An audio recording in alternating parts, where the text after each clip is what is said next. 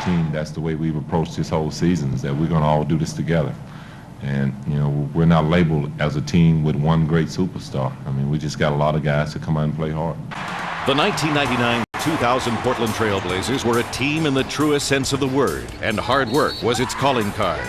The Blazers tied the second-best record in franchise history with 59 regular season victories and advanced to the Western Conference Finals for the second straight year. The talents were obvious, but many feared there was too much talent on this squad and that egos would clash.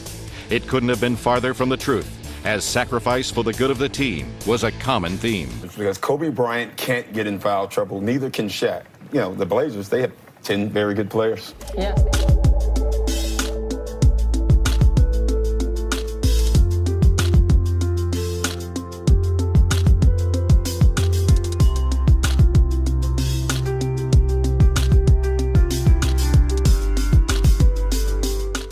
One of the topics that keeps coming up on my channel between me and my viewers is who is the greatest team in NBA history that didn't win a championship. Now, there are a lot of great candidates for that title, and honestly, I could see my mind changing on that from a month-to-month basis, simply because the field is so competitive, and I can make a case for many different teams. But what I can say with complete certainty is that not only is this team one of the best teams in NBA history to fail to win a championship, but they also have an argument for being the deepest NBA team of all time. I'm talking about the 1999-2000 Portland Trailblazers, a team that was extremely talented, but that was also surrounded by controversy. One of their more unflattering nicknames was the quote Portland Jailblazers, due to all the issues that they were having off the court. With that being said, this team was constructed with one goal in mind, an NBA championship. As the Shaq and Kobe Lakers were rising and ready to begin the start of their dynasty, the Blazers were positioning themselves to be their greatest challenger. For one, the size of this Portland team was absolutely insane, which made them the perfect counter for a prime Shaquille O'Neal. Arvydas Sabonis was 7 foot 3 inches tall, Rasheed Wallace was 6'11", Jermaine O'Neal was 6'11", Brian Grant was 6'9", and even their small forward in Detlef Schrempf was 6'10". Not only was this team extremely deep, but they were incredibly well balanced. Leading this group was a seasoned veteran coming off of 6 NBA championships of his own, Scottie Pippen.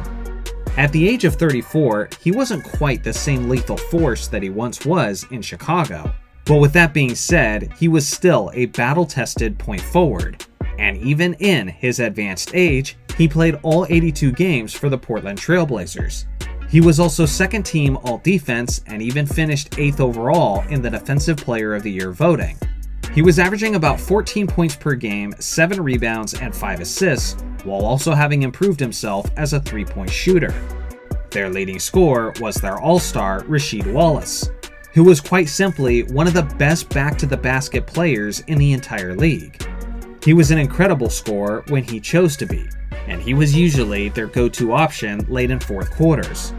His major weakness, though, was his temper, as he was one of the all-time leaders in technical fouls, and he always seemed like he was getting them at the worst time possible. Their starting shooting guard was the 30-year-old Steve Smith, who was second on the team in scoring, putting up 16 points per game, and who also played all 82 games that year. Steve was not only a great scorer coming off of his days in Atlanta, but he was also still one of the best three-point shooters in the entire league, hitting about 40% from distance. Their point guard was the explosive scorer Damon Stoudemire, who at the age of 26 had an endless motor and was a major spark plug for this group. Their starting center was one of the greatest basketball players, especially overseas. His name was Arvydas Sabonis. At 35 years old, Sabonis was not the force that he once was. But with that being said, he was still a key contributor for this group, was an efficient shooter, and was one of the best passing big men in the entire league. And all of that was just their starting five.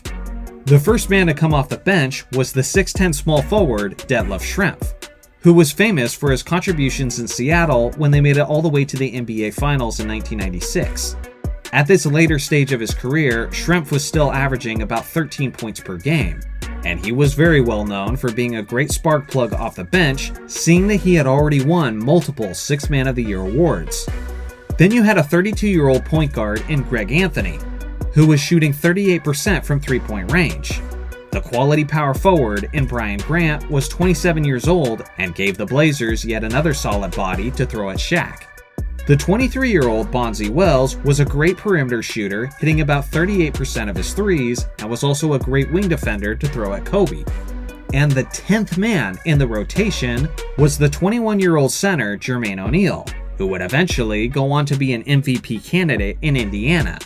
But in the meantime, here in Portland, he'd have to settle for 12 minutes a game.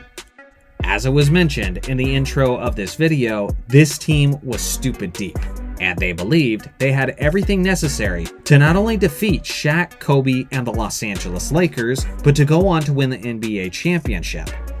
They had a dominant regular season, going 59-23. They were a top 5 team in the league, both offensively and defensively. When it got to the NBA playoffs, it seemed as if they had no equal, as they steamrolled over Kevin Garnett and the Minnesota Timberwolves, defeating them in the first round 3-1. Then they gentlemen swept Karl Malone, John Stockton, and the Utah Jazz in the second round. Then they met up with the Los Angeles Lakers, where a gargantuan battle ensued. The Lakers actually got off to a 3-1 lead in the series, but that's when the Blazers showed their resilience and won games 5 and 6, forcing a 7th game in Los Angeles. I think at this point, many of you guys know how the rest of the story goes. The Blazers had a 16-point lead with the fourth quarter approaching of Game 7. Staples Center was completely quiet, as the momentum was completely in the Blazers' hands. But that's when the Lakers started to storm back. And everybody remembers Shaq and Kobe getting on fire, and the supporting cast of Los Angeles hitting all those crucial three-point shots. But what people usually forget is what happened to the Blazers, as they went cold. Ice cold.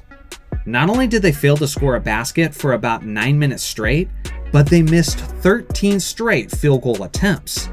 By the time their best player, Rasheed Wallace, finally hit a basket, it was too little, too late, as the Lakers were on their way to not only winning the series, but eventually winning the NBA championship. This Blazers team was this close to winning an NBA championship, and if they had actually pulled it off and not had their worst fourth quarter performance in their most significant game of the entire year, then I can only imagine how much that would have changed up NBA history. Imagine a universe where Scottie Pippen has more NBA championships than Michael Jordan. Imagine a universe where Kobe and Shaq have less rings than they actually do. And imagine the Blazers franchise not just being known for their lone NBA championship in 1977, but also having a second Larry O'Brien trophy thanks to their performance in the year 2000. Ultimately, it's a make-or-miss league. And unfortunately, the harsh truth is that going cold for a couple minutes can be all the difference from being a forgotten footnote in NBA history and from reaching basketball immortality. So what do you guys think? Where do you rank the 2000 Portland Trailblazers among the greatest teams that didn't win a championship? I look forward to hearing your thoughts in the comment section below. Shout out to the members for supporting the channel, and thanks for watching as always. Make sure to like and subscribe for more basketball content, and I'll see you guys in the next video.